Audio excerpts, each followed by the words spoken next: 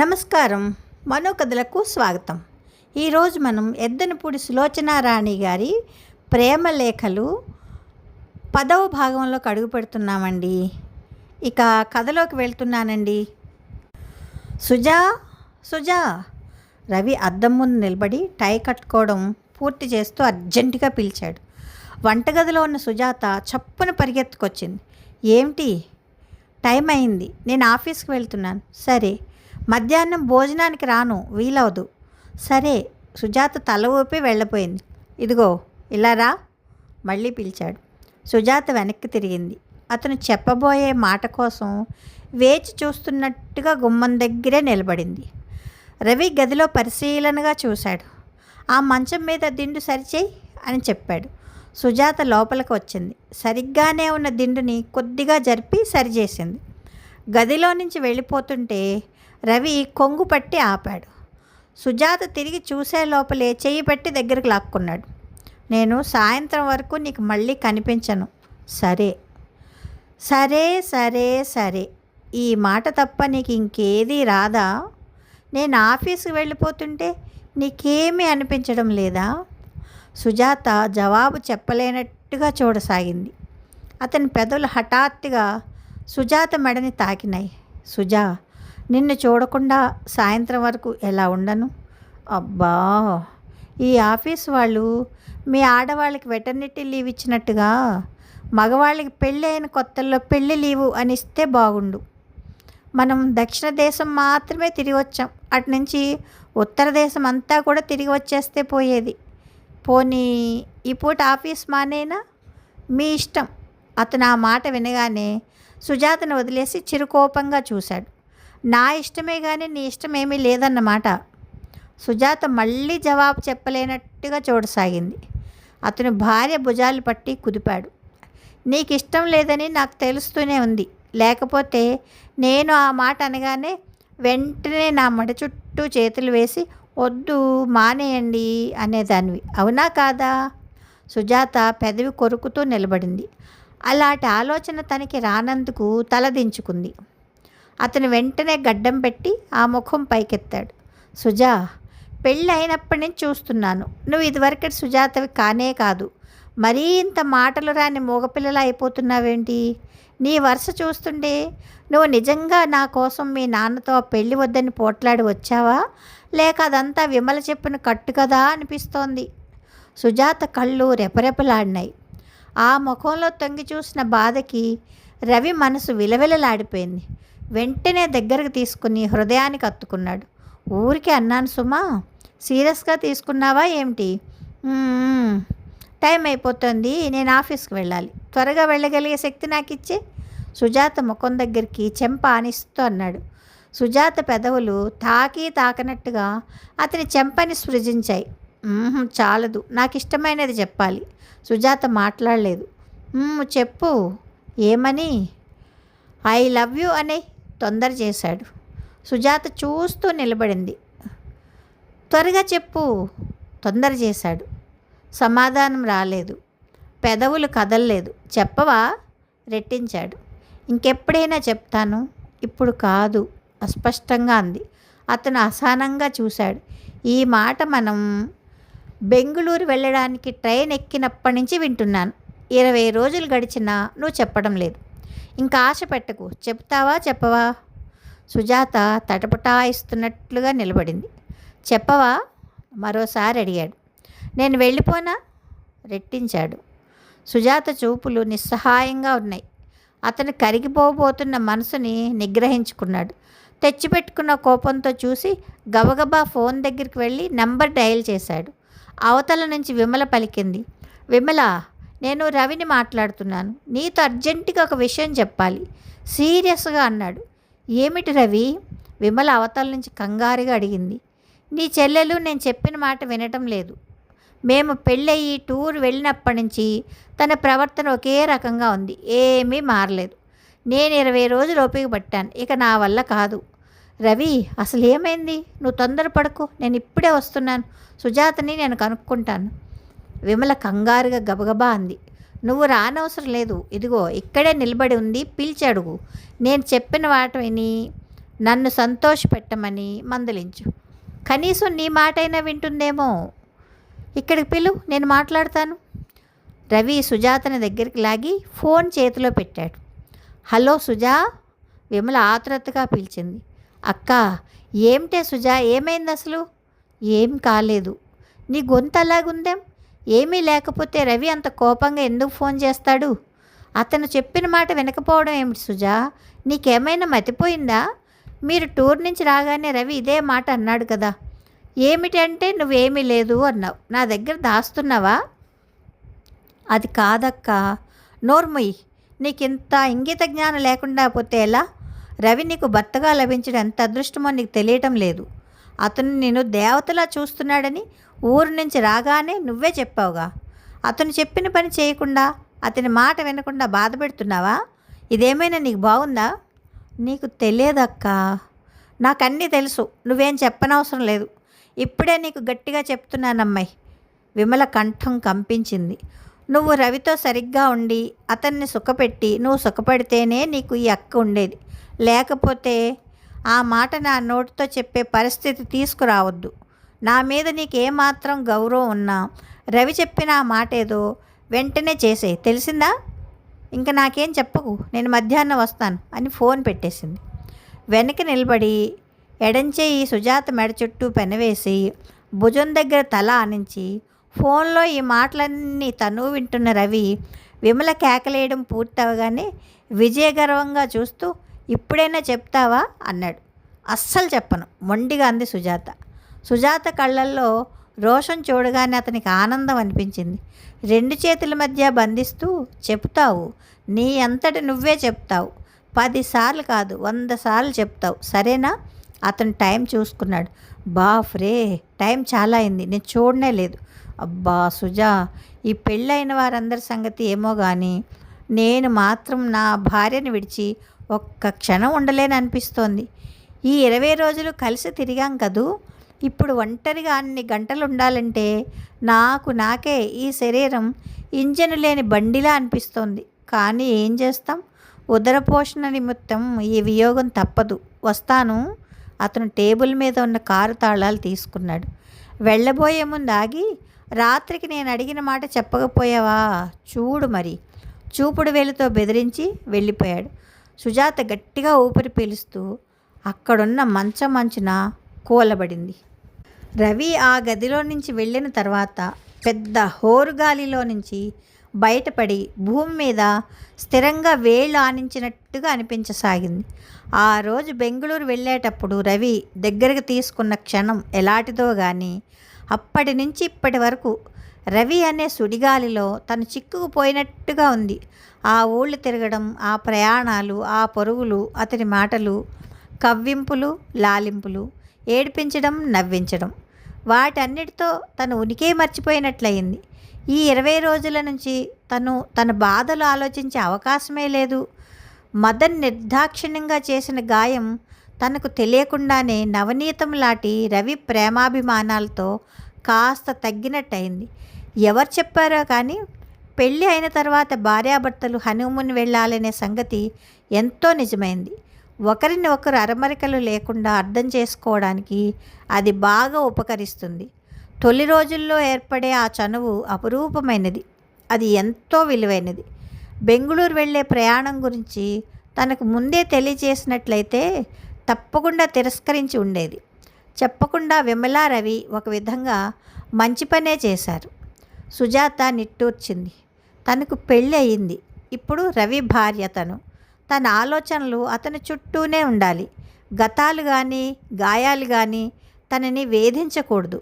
వాటిని పూర్తిగా మర్చిపోయే ప్రయత్నం చేయాలి. ఆ మధ్యాహ్నం విమల రానే వచ్చింది. సుజాత చెప్పిన మాటలు విని మొదట తెల్లబోయినా తర్వాత ముసిముసి నవ్వులు నవ్వుతూ, మీ ఇల్లు బంగారంగాను, ఇదా సంగతి అంది. నేను ఇంకా ఏదో అనుకుని హడిలిపోయానే సుజా, చాలా భయం వేసింది సుమ్మా. ఇంకేముందక్క, మదన్ విషయం రవికి చెప్పేశానన్నావుగా? సుజాత అనుమానంగా చూసింది. ప్రత్యేకించి నేను పేర్లేమీ చెప్పలేదే సుజా, ఇంకో అతన్ని చేసుకుందామని అనుకుంది. తండ్రి కూడా ఇష్టపడి ఆ సంబంధం ఖాయపరిచాడు. ఇక్కడి నుంచి వెళ్ళిన తర్వాత ఆ అబ్బాయిని సుజాత ఇష్టపడలేదని మాత్రమే చెప్పాను. మనంతటి మనం అతని మనసులో ఎందుకు అనుమానాలు రేపడం అని భావించి జంకాను. నేను అదంతా చెప్తే మీరింత సంతోషంగా గడిపేవారా చెప్పు? సుజాత నిజమేనన్నట్టు తల ఊపింది. అబ్బా, ఏమిటి శాపం? కొత్తగా పెళ్ళైన వాళ్ళం, పట్టుమని నెల రోజులు కూడా కలిసి ఉండకుండా ఈ క్యాంప్ ఒకటి వచ్చింది నా ప్రాణానికి. వచ్చే నెలలోనే ప్రమోషన్, లేకపోతే సెలవు పెట్టేసేవాడిని. రవి సూట్ కేసు సర్ది ప్రయాణానికి సిద్ధం అవుతూ అన్నాడు. 10 రోజులేగా 10 రోజులేగా అతను వెక్కిరించాడు. నాకు 10 యుగాల్లా ఉన్నాయి. నీకేం?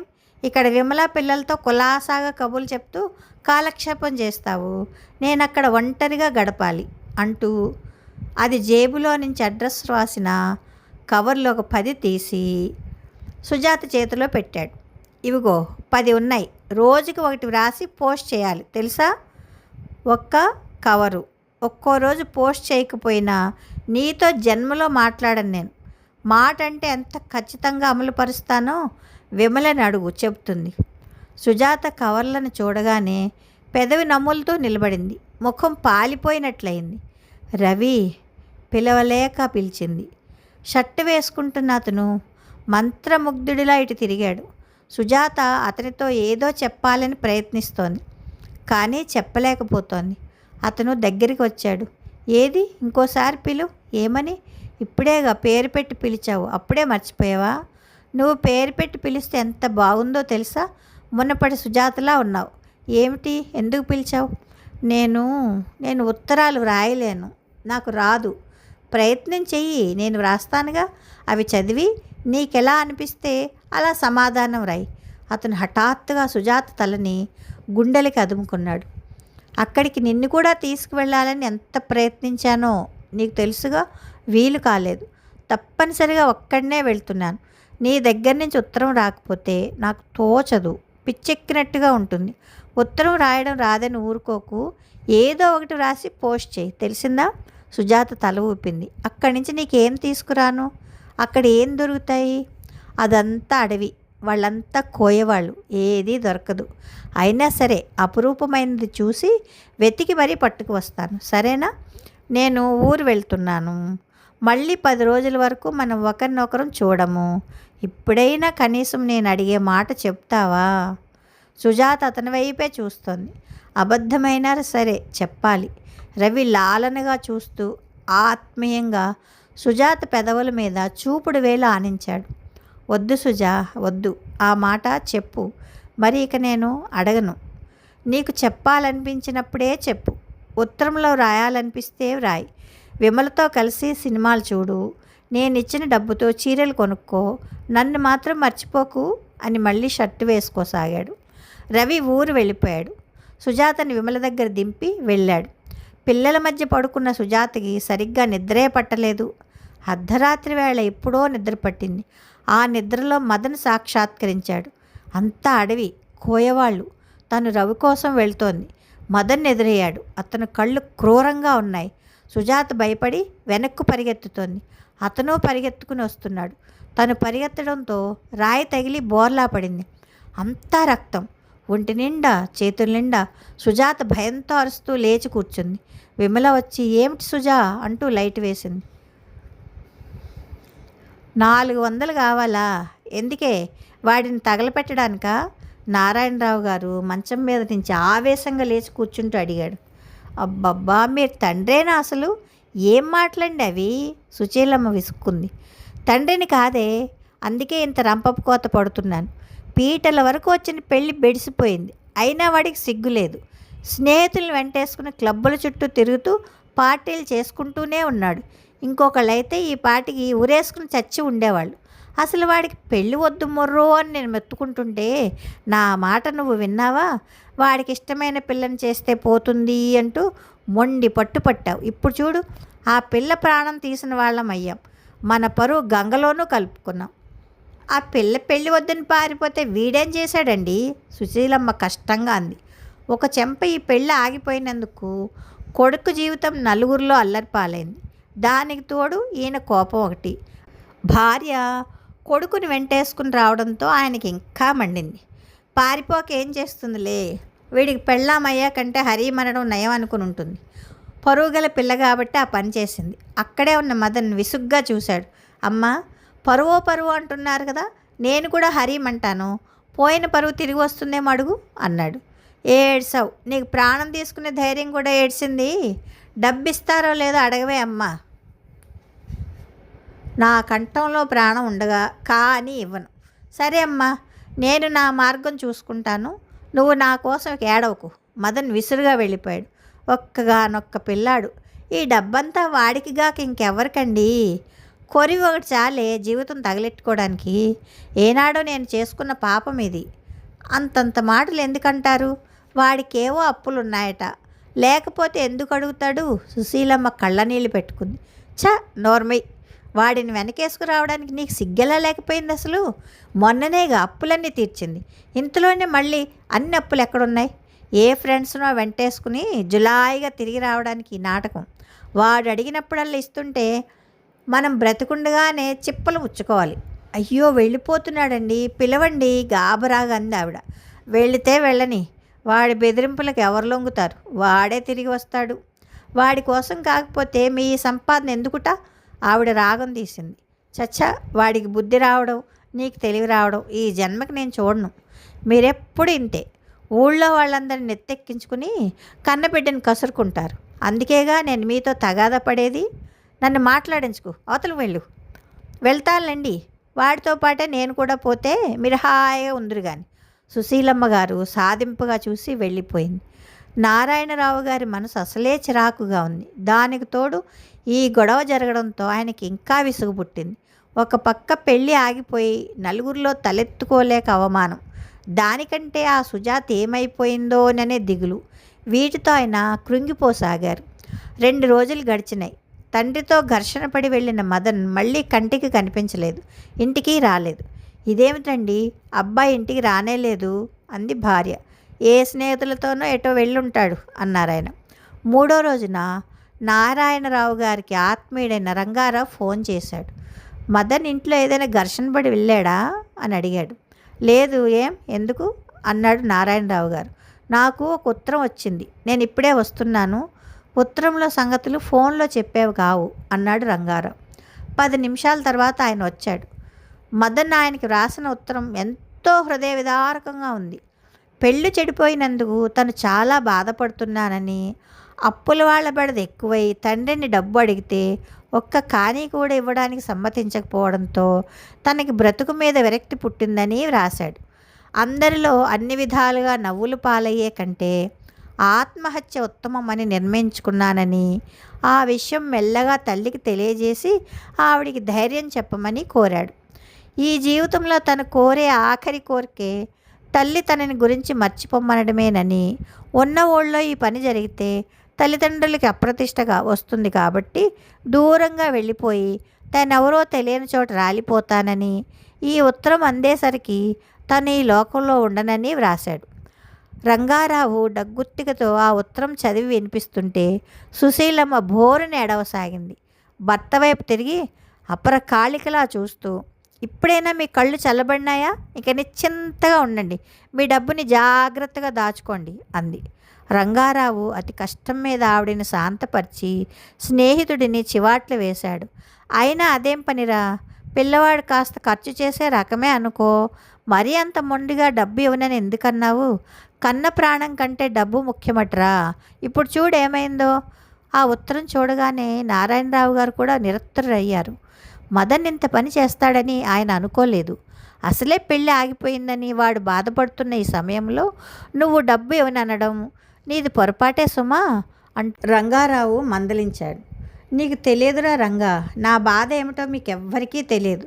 వాడు ఇంత పని చేస్తాడని నేను అనుకోలేదు అంటుండగానే ఆయన కళ్ళ నిండా గిర్రున నీళ్లు తిరిగినాయి. డియర్ సుజా, నీ ఉత్తరం ఇప్పుడే అందింది. నీ దస్తూరితో నా కవర్ చూడగానే మనసు సంతోషంతో ఎంతవరకులు వేసిందో, కవర్ చించి లోపల కాగితం చూడగానే అంత నీళ్లు కారింది. అది ఒక ఉత్తరమా సుజా? భర్తకి అందులో ఏరి కోరి తండ్రిని కూడా ఎదిరించి కావాలని చేసుకున్న భర్తకి పెళ్ళి అయిన కొత్తలో రాసే ఉత్తరం ఇలా ఉంటుందా? నేను క్షేమం, మీ క్షేమం తెలియజేయండి. విమల పిల్లలు క్షేమం. ఈ క్షేమ సమాచారాలు ఎవరికి కావాలట? నువ్వు ఎన్ని సినిమాలు చూస్తే ఎవరికి సంబరాలట? నీ భావనా బలంతో నా చిటికిన వేలు పట్టుకుని గగనపు టంచులకు తీసుకువెళ్తావని అనుకున్నాను. నేను లేని క్షణాలు యుగాలై నీకెలా అనిపించాయో నన్ను గిలిగింతలు పెట్టేలా వర్ణించి వర్ణించి వ్రాస్తావనుకున్నాను. నన్ను త్వరగా వచ్చేయమని ఊదర పెడతావని ఆశించాను. అవన్నీ నా ఆలోచనలుగానే మిగిలిపోయినాయి. అయితే మనం కూడా ఈ ప్రపంచంలో ఉన్న వేలాది లక్షలాది భార్యాభర్తల్లో ఒక మామూలు భార్యాభర్తలమన్నమాట. మన ప్రత్యేకత ఏదీ లేదన్నట్టేగా. ఇంకెప్పుడు ఇలా చేయకు, నాకు చాలా కోపం వస్తుంది. సుజా, పని పూర్తి చేసుకుని కాస్త ఊరికే ఉంటే చాలు. కళ్ళెదుట ముగ్ధ మనోహరంగా కాటుక కళ్ళతో ఉన్న నీ ముఖమే కనిపిస్తుంది. ఒక్కొక్కసారి నువ్వు కళ్ళెత్తి చూస్తావు. ఆ చూపు నా మనసుకు గాలం వేసి తీసుకెళ్ళి నీ కొంగుకు ముడేస్తుందని నీకు తెలియదేమో. నన్ను ఏడిపించడానికా అన్నట్టు ఇక్కడ వెన్నెల ఎంతో అందంగా ఉంది. ఈ అడవి, ఈ నిశ్శబ్దం నువ్వు నా పక్కన ఉంటే మహా అద్భుతంగా ఉండేది. ఈ గెస్ట్ హౌస్ కిటికీలో నుంచి చూస్తుంటే దీని ఆవరణలోనే గుల్మార్ చెట్టు ఒకటి ఉంది. దానికి తెల్లటి పూల గుత్తులు కల అడవి తీగ ఒకటి పెనవేసుకుంది. సుజా, ఆ చెట్టు నేనుగా, ఆ తీగ నువ్వుగా అనిపిస్తోంది. ఆ తెల్లటి పూలు నీ జడలో మల్లెపూలుగా అనిపిస్తున్నాయి. ఎప్పుడెప్పుడు నిన్ను చూస్తానా అని క్షణాలు లెక్క పెట్టుకుంటుంటే పొద్దేమో నత్తరడక నడుస్తోంది. నాకు ఈ వనవాసం ఇంకా ఎన్నాళ్ళో. నేను వచ్చినప్పుడు నువ్వు ఎలాంటి ఆతిథ్యం ఇస్తావో మరి. నా సుజా, ఈ వెన్నెల వెలుగులా నువ్వు నా జీవితంలో ప్రవేశించావు. నా మనసులో ఇంతవరకు ఉన్న ఒంటరితనం అనే చీకటి కోణాలు మాయమైనాయి. నేను జన్మ జన్మలకి నీ వాడిని, నువ్వు నా దానివి. అవునో కాదో నువ్వే చెప్పాలి. ఈ ఉత్తరంలో కాదు సుమా, నేను వచ్చినప్పుడు స్వయంగా.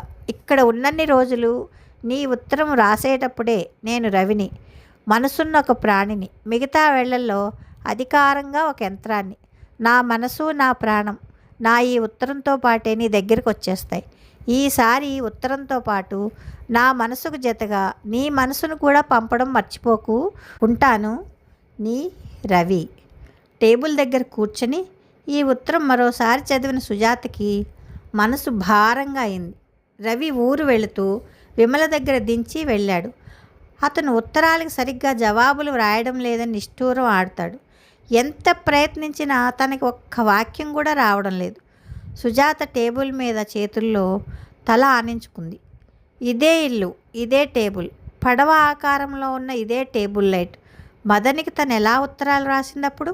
ఇప్పుడు ప్రేమ అనే పదాన్ని హత్య చేయడం కళ్ళారా చూసిన మనిషిలా ఉంది. అతి మామూలు మనిషిగా జీవితం గడపడానికి సిద్ధమైంది తను. రవి ఉత్తరాలు చూస్తుంటే సుజాతకి భయం వేయసాగింది. అతన్ని నేను సంతృప్తిపరచగలనా అనే వెరపు కలుగుతోంది. కొద్ది రోజులు జాగ్రత్త పడితే అతనిలో ఈ ఉద్రేకం చల్లారుతుందేమో. తనకి చేతనైనంత వరకు అతన్ని నిరాశపరచకూడదు. సుజాత దృఢంగా నిశ్చయించుకుంది. రవి క్యాంపు నుంచి తిరిగి వచ్చాడు. సుజాత అతనికి ఇష్టమైన తెల్లటి చీర కట్టుకుంది. జడలో మల్లెపూలు పెట్టుకుంది. ఎందుకో కానీ రవి ముభావంగా ఉన్నాడు. సుజాతతో ఎక్కువగా మాట్లాడలేదు, దగ్గరికి పిలవలేదు. రవి కోరిక మీద విమల, మూర్తి పిల్లలు ఆ పూట ఇక్కడే భోంచేసి వెళ్ళారు. రవి మంచం మీద వెనక్కు వాలి పుస్తకం తిరగేస్తున్నాడు. సుజాత అతనికి ఎందుకో గాని కోపం వచ్చిందని గ్రహించింది. క్షణం సేపు తటపటాయించింది. తర్వాత మంచం తలవైపుకి వచ్చి చేత్తో కళ్ళు మూసింది. రవి ఆ చేతిని లాగేశాడు. క్యాంపు విశేషాలేం లేవా? మెల్లగా అడిగింది. ఏం లేవు. సుజాత మౌనంగా ఉండిపోయింది. అతను తలెత్తి మళ్ళీ మాట్లాడలేదు. సుజాతకు ఎక్కడలేని బెరుకు వచ్చేసింది. వెంటనే ఆ గదిలో నుంచి వెళ్ళిపోవాలని ఎంతగానో అనిపించింది. అతను పుస్తకం పక్కన పడేసి పడుకున్నాడు. నిద్ర వస్తున్నట్టుగా కళ్ళు మూసుకున్నాడు. నేనేం చేశాను? జంకుగా అడిగింది. అతను కళ్ళు తెరిచి తలవైపు నిలబడిన సుజాతని దీక్షగా చూస్తూ అన్నాడు. నీకు తెలియదా? నా వల్ల పొరపాటు జరిగి ఉంటే అది తెలిసి చేసింది కాదు. మీరు వస్తారని సాయంత్రం నుంచి ఎదురు చూస్తున్నాను. అతని కళ్ళు చురుగ్గా అయినాయి. నిజంగానే చెప్తున్నావా? మిమ్మల్ని ఎలా నమ్మించాలి? అతను దిండు కింద నుంచి ఒక పుస్తకం తీశాడు. అది ఇంగ్లీష్లో ఒక మనస్తత్వ పరిశోధనకారుడు వ్రాసిన పుస్తకం. పేరు భార్యాభర్తలు ఒకరిని ఒకరు ఎలా సంతోషపెట్టాలి అని ఉంది. ఇది చదువుకో అని ఇచ్చాడు. నేను ఏం చేశానో చెప్పండి ముందు. ఆ పుస్తకం మీద ఆసక్తి లేనట్టుగా అడిగింది. చెప్తే ఏం చేస్తావు? క్షమార్పణ కోరుకుంటాను. అది మిమ్మల్ని బాధిస్తే ఇంకోసారి అలా జరగకుండా జాగ్రత్త పడతాను. ఇలారా. అతను సుజాత చేయి పట్టుకున్నాడు. సుజాత తిరిగి వచ్చి అతని పక్కగా మంచం అంచున కూర్చుంది. నేను క్యాంపు నుంచి వ్రాసిన ఉత్తరాలు చదివావా? సీరియస్గా అడిగాడు. చదివాను అన్నట్టు తల ఊపింది. అందులో నేనేం రాశాను? క్యాంపు నుంచి రాగానే నువ్వు నాకు మంచి ఆతిథ్యం ఇవ్వాలని వ్రాసానా? సుజాత మళ్ళీ తల ఊపింది. నువ్వు చేసిందేమిటి? నేను ఎన్నిసార్లు అడిగిన మాటని చెప్పలేదు. ఉత్తరాలు వ్రాయమంటే వ్రాయలేదు. నేను కోరిన కోరిక తీర్చలేదు. నా ఉత్సాహం అంతా చచ్చిపోయింది. నేను నిన్ను పెళ్లి చేసుకుని 1000 సంవత్సరాల జీవితం గడిపినట్టుగా బోర్ కొట్టేసింది. అందుకే ఆ పుస్తకం చదవమంటున్నాను. రవి, నేను రాగానే విమలా వాళ్ళు ఉన్నారు. సరే, నేను స్నానం చేసి కాఫీ గదిలో తెమ్మంటే నువ్వు తెచ్చావా?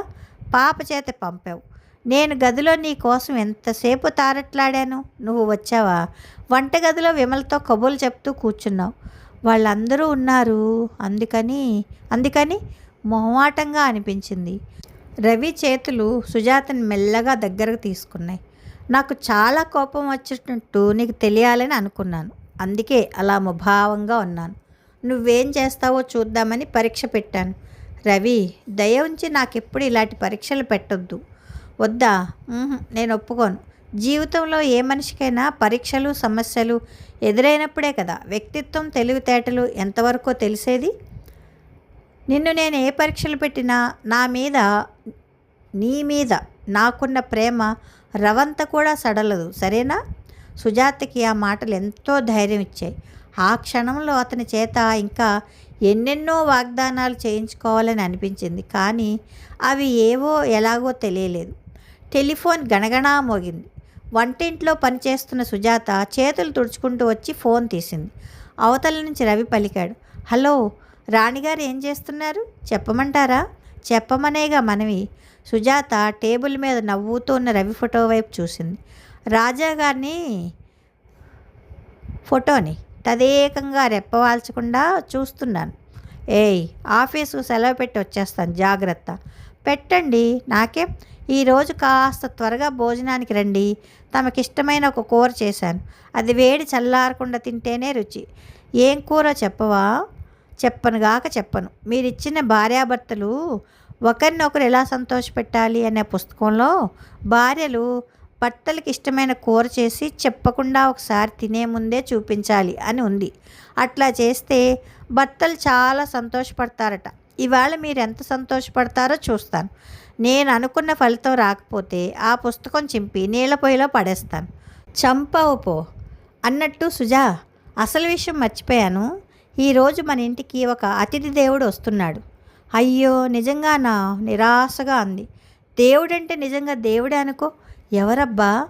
ఈరోజు నేను ఈ స్థితిలో ఉన్నానంటే అది ఆయన చలవే. నువ్వు మీ నాన్నతో పోట్లాడి రాకుండా ఉంటే, పెళ్ళికి త్వరపడకపోతే మన పెళ్ళి ఆయన చేతుల మీదుగా జరిగి ఉండేది. ఆయన నా పెంపుడు తండ్రి అనుకో. అయ్యో, ఆయన ఈరోజే రావాలా? ఏం నా కూర సంగతి? భయపడకు. ఆయన వచ్చినంత మాత్రాన మన ఏకాంతం ఏమీ పోదులే. చూడు సుజా, నా పెళ్ళి ఇలా ఆయనకి తెలియకుండా జరిగిపోయిందని నాకు చాలా బాధగా ఉంది.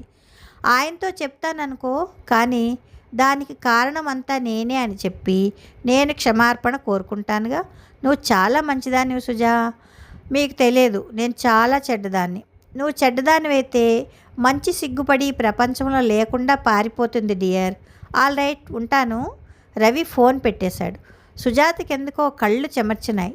రవి సాన్నిహిత్యం సుజాతలో ఆవిరైన మునుపటి ఉత్సాహం, ఆనందం మళ్ళీ మెల్లమెల్లగా సంతరించుకోసాగినాయి. అతని భార్యగా ఈ జీవితం మరో జన్మలా ఉంది. అతనికి కావలసినవి సమకూర్చడంలో, అతని కోసం వేచి చూడడంలో, దాంపత్య జీవితంలో ఆనందం అతనితో కలిసి పంచుకోవడంలో ఎంతో సంతృప్తి కలుగుతోంది. గట్టిగా అనుకోవడానికి భయంగా ఉంది, కానీ జీవితం స్వర్గతుల్యంగానే ఉంది. సుజాత వంట పూర్తి చేసింది. చకచకా ఇల్లు సర్దేసింది. రవి ఎంతో గౌరవంగా భావిస్తున్న ఈ పెంపుడు తండ్రిని చూడడానికి సుజాత కూడా ఆసక్తిగా చూస్తోంది. ముఖం గడుక్కొని బొట్టు పెట్టుకుంటున్న సుజాతకి తలుపు తట్టిన శబ్దం అవడంతో వస్తున్నా అంటూ పరిగెత్తుకు వచ్చి తలుపు తీసింది. రవి వచ్చాడు. ఆయన వెంట నారాయణరావు గారున్నారు. సుజాత ఆయన చూసి శిలాప్రతిమలా అయింది. ఆయన కూడా అలాగే చూస్తున్నారు. రవి ఆయన్ని పరిచయం చేస్తుంటే తడబడుతున్న చేతులతో నమస్కరించి మంచినీళ్ళు తెస్తాను అనేసి లోపలికి వచ్చేసింది. సుజాత గుండెలు వేగంగా కొట్టుకుంటున్నాయి. నాలుక తడారిపోయినట్లుగా అయింది. కథ సమాప్తం. ఈ కథ మీకు నచ్చితే లైక్ చేయండి, షేర్ చేయండి, కామెంట్ చేయండి, సబ్స్క్రైబ్ చేసుకొని నన్ను ఎంకరేజ్ చేయండి. ఉంటానండి. ప్రేమతో